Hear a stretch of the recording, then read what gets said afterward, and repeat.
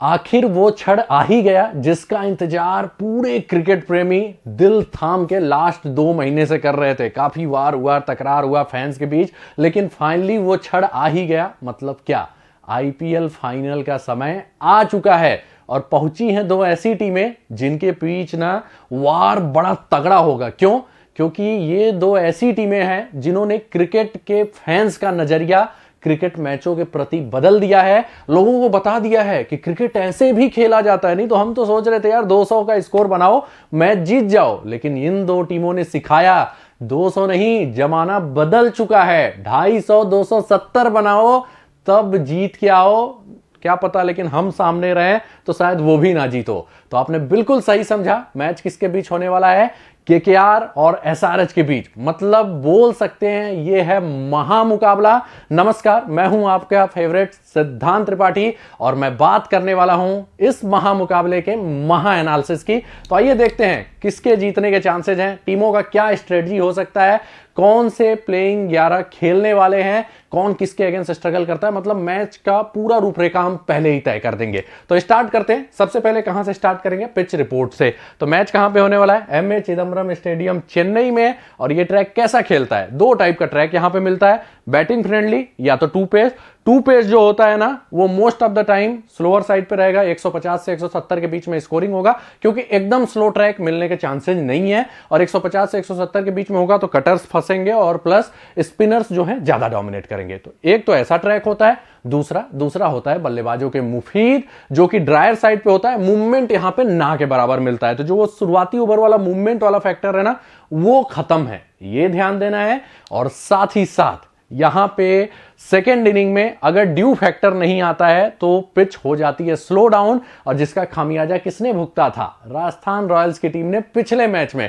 वो सोचे ड्यू आएगा, लेकिन ड्यू आया ही नहीं, और नहीं आया तो एसआरएच के लिए स्पिन का दानव आया। और एसआरएच के लिए तो ईश्वर स्वरूपी स्पिनर्स आ गए। किसके लिए दानव है? आरआर के लिए, और आरआर मुकाबला हार गई। तो अगर ड्यू नहीं आया तो पिच स्लो डाउन होगा सेकंड इनिंग में, और फर्स्ट इनिंग के मुकाबले बैटिंग इजी नहीं रह जाता। लेकिन 70% चांसेस यहां पे ड्यू आता है, वो भी भयंकर आता है, लेकिन वो आपको टॉस के टाइम ही पता चलेगा। तो ये ध्यान देना है। तो दो टाइप की पिचेज होती हैं। लास्ट के 5 आईपीएल मैचेस देखें तो आपको दोनों टाइप के पिचेस दिखाई दे रही होंगी, बैटिंग फ्रेंडली, टू पेस्ट, और ये बैटिंग फ्रेंडली, लेकिन सेकंड इनिंग में विकेट स्लो डाउन हो गया। तो सारा ट्रैक्स आपको देखने को मिलता है। मूवमेंट ज्यादा देखने को नहीं मिलता। जब दोनों इनिंग में वो ड्यू फैक्टर भी आ जाता है ना तो हार्ड सरफेस रहता है, तो स्पिनर्स का ज्यादा रोल नहीं रहता, जैसे इन दोनों मैच में। और जैसे ही टू पेस्ट ट्रैक है लेकिन विकेट स्लो डाउन हो जाता है सेकंड इनिंग में, बैटिंग फ्रेंडली भी है, स्लो डाउन हो जाता है तो स्पिनर्स का रोल आ जाता है। जैसे पिछले मैच में स्पिनर्स ने विकेट लिया, और ये टू पेस्ट है तो स्पिनर्स का रोल दोनों ही इनिंग में रहता है। हाँ, थोड़ा सा सेकंड इनिंग में बैटिंग इजी हो जाएगा अगर ड्यू आ जाएगा टू पेस्ट के ट्रैक में। तो ये है पिच का पूरा सूरत हाल।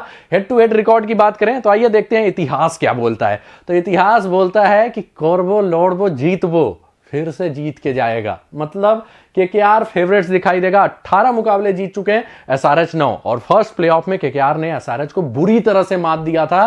तो केकेआर का पलड़ा भारी भी है। और अगर हम एनालिसिस वाइज देखें ना और पिच की कंडीशन देखें, सीएसके का जो होम ग्राउंड है उस पिच की बात करें तो केकेआर फेवरेट्स दिखाई दे रहा है इस मैच में। तो केकेआर का पलड़ा भारी है, और मेरे हिसाब से 70% केकेआर के चांसेस हैं, एसआरएच के चांसेस 30% है। क्यों है वो हम एनालिसिस में देखेंगे, ठीक है? तो वो चीज देखेंगे। तो आइए स्टार्ट करते हैं एक एक टीम का प्रीव्यू। पहले हम बात करेंगे केकेआर टीम का प्रीव्यू। तो कोलकाता टीम का कैसा परफॉर्मेंस रहा है? बहुत ही लाजवाब। मैचेज हारने के लिए ये टीम तरस रही है, लोग जीतने के लिए तरसते हैं, या हारने के लिए तरस रही है। बहुत ही बेहतरीन परफॉर्मेंस दिया है, रोल क्लियरिटी है टीम में, सब कुछ है। और सबसे बड़ी बात जो इनके दोनों मिस्ट्री स्पिनर्स हैं, 8 ओवर ऐसे निकाल के चले जा रहे हैं, पता ही नहीं चल रहा है किसी को, ठीक है? तो थोड़ा सा ये फेवरेट्स रहेंगे। प्रॉबल 12 की बात करें तो भाई होता है ना, जब सब कुछ सही चल रहा है तो फिर क्यों गलत करो? मतलब टीम में चेंज मत करो। सेम प्लेइंग 11 के साथ जाते हुए दिखाई दे रही है टीम, मगर एक आता है वहां पे लोचा क्या आता है? वो ये कि अगर इनको लगता है पिच थोड़ा स्लोअर साइड पे है, क्योंकि यहां पे मूवमेंट मिलने की संभावना नहीं है, तो वैभव अरोड़ा के जगह अनुकूल रॉय खेलते हुए दिखाई दे सकते हैं। तो ये चेंज है, या हो सकता है सुयश शर्मा ही आ जाए। ठीक है, नहीं तो ज्यादा चेंज नहीं है। गुरबाज, सुनील नरेन ओपन करेंगे, फिर वेंकटेश अय्यर, श्रेयस अय्यर, नीतीश राणा, रिंकू सिंह, ये इनका बैटिंग ऑर्डर है एक्सपेक्टेड। फिर रसेल है, रमनदीप, मिशेल स्टार्क, वैभव अरोड़ा, हर्षित राणा, वरुण चक्रवर्ती। अगर कोई बली का बकरा बन सकता है तो वो है वैभव अरोड़ा, ये ध्यान दीजिएगा, क्योंकि यहां मूवमेंट नहीं मिलता।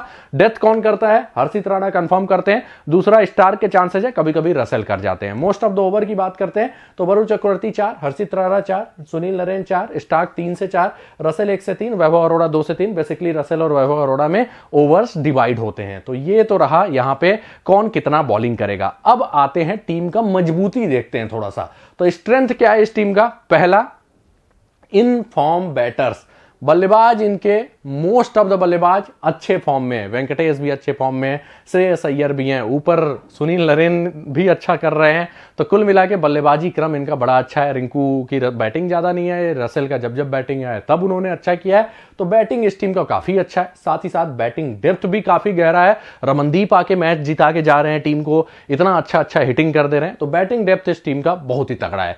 तो ये है इनका पॉजिटिव पक्ष। उसके अलावा भी है पॉजिटिव, क्या? स्पिनर दोनों भाई साहब अकेले ही मैच जिता देते हैं यार। पेसर्स की पिटाई हो रही है तब भी ये आते हैं और 8 ओवर रन कंट्रोल करके चले जाते हैं। और चेन्नई के ट्रैक पे ना जो स्लो भी कई बार हो जाता है, अगर पिछले मैच जैसा पिच मिल गया तो भाई ये रेल देंगे, 2 पेस मिला तब भी रेल देंगे एसआरएच को। तो दोनों स्पिनर्स भी इनके मजबूती हैं। साथ ही साथ चाणक्य टीम के गौतम गंभीर, उनके दिमाग से बच पाना मुश्किल ही नहीं नामुमकिन है। वो क्या सोचते हैं वो समझ नहीं पाते अपोनेंट। और साथ ही साथ विकेट टेकर्स, इनके टीम के 5 में से 4 मेन गेंदबाज ना 15 या उससे ज्यादा विकेट ले चुके हैं। ऐसा आईपीएल की हिस्ट्री में पहली बार हुआ है कि 4 गेंदबाज 15 या उसके ऊपर विकेट ले पाए हैं। तो ये इस टीम का मजबूत पक्ष है। अब बात करते हैं क्या वीकनेस है। तो गूगल करेंगे ना कोलकाता का वीकनेस बना दो तो बता दो, तो शायद आएगा कि एरर 404 नॉट फाउंड। कोई वीकनेस है ही नहीं, लेकिन फिर भी अगर थोड़ा सा कॉन्सर्न है तो वो है इनका पेस अटैक, जिनकी अगर बैटिंग ट्रैक हो ना तो थोड़ा पिटाई हो जाता है। स्टार्क ने पिछले मैच में जरूर अच्छा किया था, लेकिन जब मूवमेंट नहीं मिलेगा तो शायद वो उतना प्रभावी ना हो। अगर लाइन लेंथ उस हिसाब का नहीं रखे तो वैभव अरोड़ा की भी पिटाई हो सकती है। हर्षित राणा ने इंप्रेस किया है, लेकिन रसेल की भी कुटाई हो रही है। तो कुल मिला के थोड़ा सा बोल सकते हैं वीकनेस पेस डिपार्टमेंट है, नहीं तो जल्दी इनका वीकनेस पता नहीं चलता। अब आते हैं कौन से प्लेयर्स वॉच आउट रहेंगे, जिनको देखना है फैंस को, और साथ ही साथ अपोजिशंस भी देखेंगे।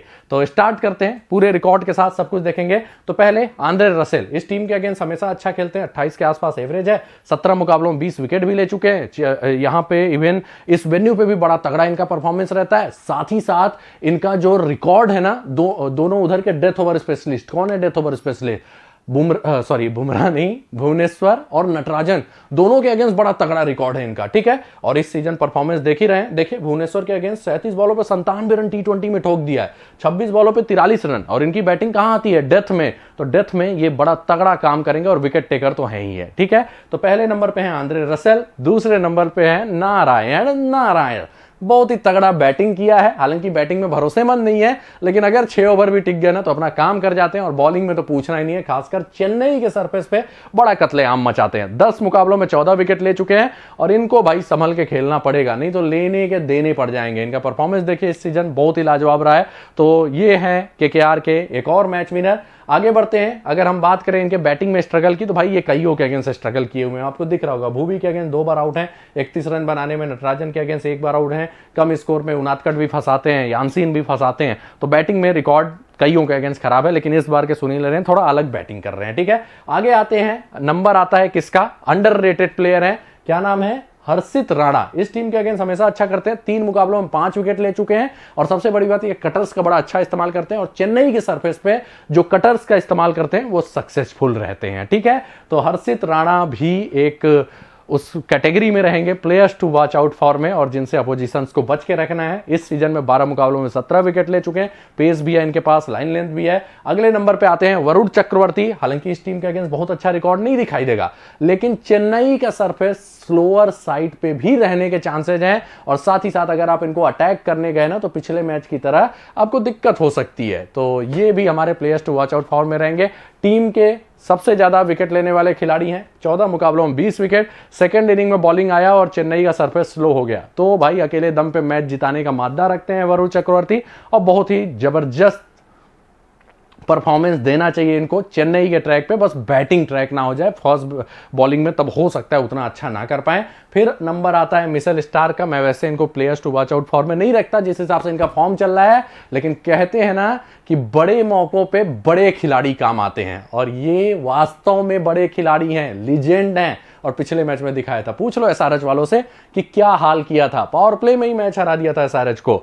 तो कहते हैं ना कि बड़े खिलाड़ी बड़े मैच में काम आते हैं, तो स्टार्क की भी जरूरत पड़ेगी टीम को, और टीम उम्मीद करेगी शुरुआत ये फिर से वैसे करें, क्योंकि Travis head left arm pacers के अगेंस्ट इस सीजन स्ट्रगल किए हैं, और वो काम मिशेल स्टार्क बखूबी कर सकते हैं। पिछले मैच में भी 0 पे भेज दिया था, तो टीम उम्मीद करेगी कि इनको 0 पे भेजें। तो ये थे players to watch out for category वाले प्लेयर्स, जिन पे अपोजिशंस की भी नजर होगी, और साथ ही साथ केकेआर के फैंस की भी होगी। आगे बढ़ते हैं, बात कर लेते हैं सनराइजर्स हैदराबाद टीम के प्रीव्यू की। तो बेहतरीन परफॉर्मेंस दिया है, केकेआर से हार गए थे, लेकिन फिर पिछला मैच जीत के आए। थोड़ा सा लक भी साथ दिया, विकेट स्लो हो गया सेकंड इनिंग में, और उसका फायदा इनको मिल गया। इवन पार्ट टाइमर्स के भी बॉलें टर्न कर रही थी, लेकिन इन्होंने कोई स्पिनर नहीं रखा था, तो अगर टर्न नहीं होता ना तो बैक फायर हो सकता था डिसीजन। टीम की बात करें तो भाई टीम इनकी अच्छी है, बस थोड़ा सा ईगो प्रॉब्लम अगर ये कंट्रोल कर लेना तो ये केकेआर को मात दे सकती है। ईगो इन द सेंस कि भाई नरेंद्र चक्रवर्ती को डिसाइड कर ले नहीं हिट करना है, बाकी सबको हिट करेंगे, तो ये टीम अच्छा कर सकती है। बात करते हैं टीम न्यूज की, तो सेम प्लेइंग 11 के साथ जाना चाहिए, लेकिन हो सकता है मार्करम की जगह फिलिप्स आ जाए, चांसेस लेकिन कम है, क्योंकि डायरेक्ट फाइनल में ये फिलिप्स को खिलाएंगे नहीं। और उसके अलावा एक आउटसाइड चांस है कि ये उनादकट के जगह वाशिंगटन सुंदर को खिला लें, क्यों, या तो मयंक मार्कंडे को खिला लें, ऐसा कर सकती है टीम। तो इनका जो प्रॉबल 12 है, हेड अभिषेक ओपन, फिर Rahul Tripathi, Markram, Klaasen, Nitesh Reddy, Shahbaz Ahmed, Abdul Samad, Cummins, Bhuvi, Markande, Unadkat और वाशिंगटन सुंदर में कोई एक, और नटराजन। डेथ कौन करेगा, नटराजन कंफर्म है, दूसरा भूवी भी हो सकते हैं, कमिंस भी हो सकते हैं। रसल जिस हिसाब से भूवी की कुटाई करते हैं, ज्यादा चांसेस कमिंस के दिखाई दे रहे हैं। एक्सपेक्टेड ओवर्स की बात करें, भूवी 4, कमिंस 4, नटराजन 4, मार्कंडे 3 से 4, उनादकट 2 से 4, शाहबाज अहमद, नितेश, मार्करम, अभिषेक शर्मा, ये मिलकर लगभग 4 ओवर करते हैं। अब उसमें लेफ्ट हैंडर्स अगर ज्यादा देर तक टिके रहे तो मार्करम के भी कुछ ओवर देख सकते हैं, शाहबाज के भी ओवर कट सकते हैं, और स्लोअर साइड पे ट्रैक हुआ तो पार्ट टाइमर्स भी ज्यादा ओवर कर सकते हैं। ठीक है, ये ध्यान देना है। अब बात करते हैं इस टीम का क्या स्ट्रेंथ है। एसआरएच का स्ट्रेंथ देखते हैं, तो मजबूती जो है एसआरएच का वो ये है कि भाई इनके ओपनर्स जो हैं अगर 6 ओवर टिक जाते हैं ना तो मैच का रुख इधर से उधर कर देते हैं। एसआरएच के पक्ष में 6 ओवर में ये टीम 100 बनाती है, और सबसे बड़ी बात उधर का पेस अटैक उतना फॉर्म में रहा नहीं है, तो वो बनाया भी जा सकता है। और प्लस क्लासेन का जो फॉर्म है ये इनका मजबूती वाला पक्ष रहा है। दूसरा डेथ ओवर 3 नटराजन का वो काफी शानदार रहा है। नटराजन ने बेसिकली डेथ में ज्यादा रन नहीं दिए, 1-2 मैचेस छोड़ देना, तो उसके अलावा नटराजन का परफॉर्मेंस डेथ में बहुत ही अच्छा रहा है। ये भी एक मजबूत पक्ष है टीम के। तीसरा पैट कमिंस की कप्तानी, भाई साहब क्या कप्तानी करते हैं, वर्ल्ड कप जिताया और फाइनल के में भी लेके गए, और लोग बोल रहे थे 20 करोड़ दे रहे हो, 20 करोड़ दे रहे हो, तो ये बोल रहे हैं 20 करोड़ दे रहे हो लेकिन ट्रॉफी तो ले रहे हो यार, फाइनल में पहुंच रहे हो, तो वो 20 करोड़ की वैल्यू ज्यादा है। ठीक है, तो ये इन्होंने बताया। और चौथा बात कि उधर की स्पिन मजबूती है, लेकिन इधर स्पिनर्स के अच्छे प्लेयर हैं बैटिंग ट्रैक पे।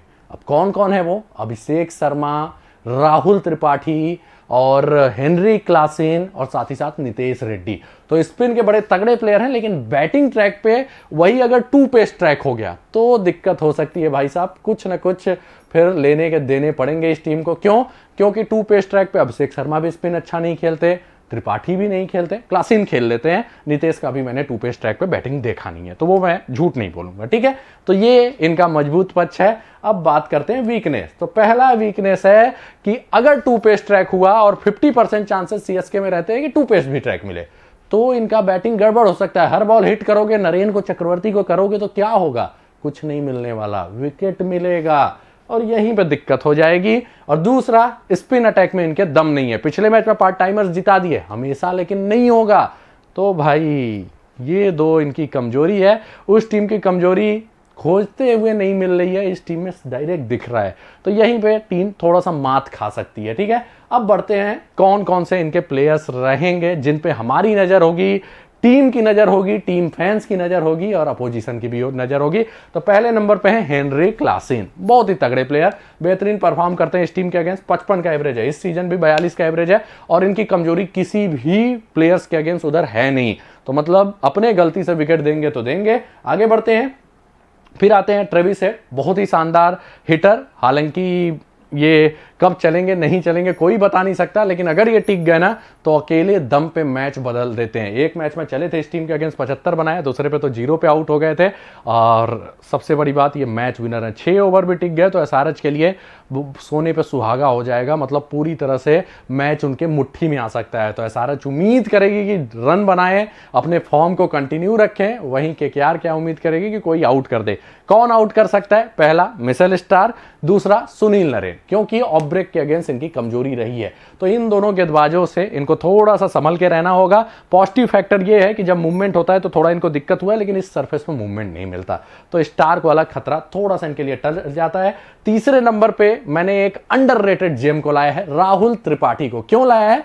स्पिन के बड़े तगड़े प्लेयर हैं, और सबसे बड़ी बात उधर के स्पिनर को कोई न्यूट्रलाइज कर सकता है तो वो है त्रिपाठी। पिछले मैच में भी आपने देखा होगा, बना दिए थे हाफ सेंचुरी, रन आउट हो गए, अनलकी रहे थे। और उसके अलावा इनका रिकॉर्ड हम देखेंगे नरेन के अगेंस्ट, चक्रवर्ती के अगेंस्ट बड़ा तगड़ा है, और इस सीजन फॉर्म में भी अब दिखाई दे रहे हैं। फर्स्ट सेकंड मैच छोड़ दें तो उसके बाद लगातार अच्छी बल्लेबाजी किया है, और अगर ये 20-25 बॉल भी खेल गए तो 40-50 बंदा बना के जाता है, और सबसे बड़ी बात उधर के स्पिनर से डरता नहीं है। तो एसआरएच वाले सोचेंगे कि त्रिपाठी भाई डरना नहीं है, आपको टिके रहना है। वरुण चक्रवर्ती के खिलाफ 17 बॉलों पे 33 रन, नरेन के खिलाफ 67 बॉलों पे 90 रन, एक ही बार आउट हुए, 90 का एवरेज रखना नरेन के अगेंस्ट, वो भी 120 प्लस स्ट्राइक रेट से, वो अपने आप में आपके महानता को दर्शाता है। ठीक है, किसके अगेंस्ट स्ट्रगल होता है? रसेल के अगेंस्ट। हालांकि ओवर रेटिंग में किसी को विकेट फेंक सकते हैं, लेकिन स्पिन बड़ा तगड़ा खेले हुए हैं। आगे बढ़ते हैं, फिर आता है नंबर भुवनेश्वर कुमार की, लेकिन दिक्कत क्या है भुवी के साथ कि स्ट्राइक पे मूवमेंट नहीं मिलेगा तो थोड़ा सा 50% थ्रेट इनका ऑटोमेटिक कम हो जाता है। लेकिन अगर भुवी ने अच्छे लाइन लेंथ पे गेंदबाजी किया तो ये शुरुआत में ही मैच बदल सकते हैं। कैसे? इनके अगेंस्ट नरेन भी स्ट्रगल करते हैं, गुरबाज भी स्ट्रगल करते हैं, और साथ ही साथ वेंकटेश अय्यर, विकेट जरूर इनको नहीं दिया है लेकिन स्ट्राइक रेट 100 के आसपास है, तो स्ट्रगल है तीनों बल्लेबाजों का। तो अगर इनको थोड़ा सा मूवमेंट मिला ना तो ये मैच पलट सकते हैं, लेकिन इस मैच में थोड़ा उतने players to watch out form में नहीं रहेंगे, क्योंकि यहाँ मूवमेंट नहीं मिलता। 11 मुकाबलों में 7 ही विकेट है, तो ये ध्यान देना है किसका किसका इनके अगेंस्ट स्ट्रगल है। गुरबाज, अय्यर, नीतीश राणा, नरेन सब 2-2 बार से ज्यादा आउट हुए हैं। गुरबाज तो बहुत तगड़ा स्ट्रगल करते हैं, अय्यर भी 3 बार आउट हो चुके हैं, तो थोड़ा सा कह सकते हैं इन पर नजर रहेगी, लेकिन इस मैच में चलने के चांसेस भुवी के थोड़े कम हो जाते हैं। फिर आते हैं टी नटराजन, केकेआर का लेफ्ट आर्म पेसर्स के अगेंस्ट थोड़ा स्ट्रगल रहा है, और नटराजन ने काफी अच्छा किया इस टीम के अगेंस्ट। 9 मुकाबलों में 15 विकेट ले चुके हैं, और टीम उम्मीद करेगी कि डेथ में तो अपना कैपेबिलिटी दिखाएं, उधर रन ना दें, और साथ ही साथ ये बीच के ओवर में भी विकेट निकाल के जाएं।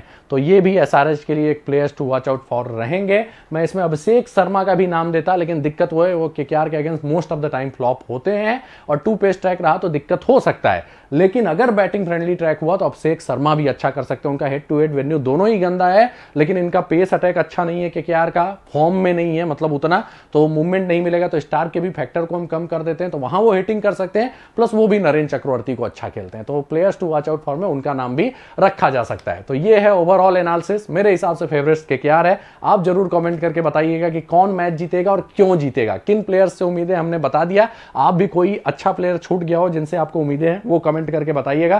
तो इसी के साथ वीडियो समाप्त होता है। वीडियो को लाइक और शेयर जरूर कर दीजिएगा, और साथ ही साथ चैनल को सब्सक्राइब करके बेल का आइकन भी प्रेस करना है। और अगर आप फेसबुक पेज पे वीडियो को देख रहे हैं तो पेज को लाइक करना है, शेयर करना है, और कमेंट करना मत भूलिएगा। मिलते हैं अगले वीडियो में कुछ नए अपडेट्स के साथ। धन्यवाद।